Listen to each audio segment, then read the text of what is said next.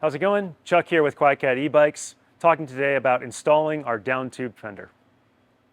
Our downtube fender is going to add more coverage to your front wheel while still allowing you to easily remove the battery from the bike.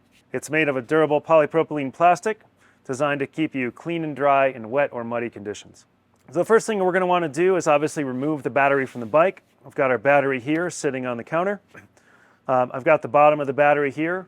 I've got the top of the battery up here. For our fender, we want this wide part of the downtube fender to be towards the top of the battery. We also want to make sure that this distance from the top is an inch or more.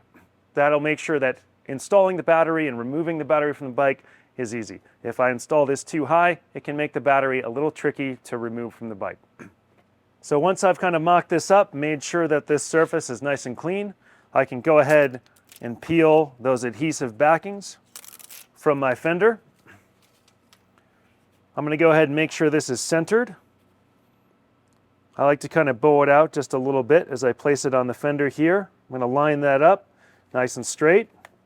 I'm going to apply some pressure, somewhere in the neighborhood of 40 pounds or so, to get that to stick. I'm going to hold it there for a few seconds to really make sure that that adhesive grabs onto the battery tray. Worth noting here is I want to make sure it's somewhere between 70 and 100 degrees or room temperature when I install this downtube fender. Perfect, that's it. That's our downtube fender installed on the battery. Now we can go ahead and put this back in the bike.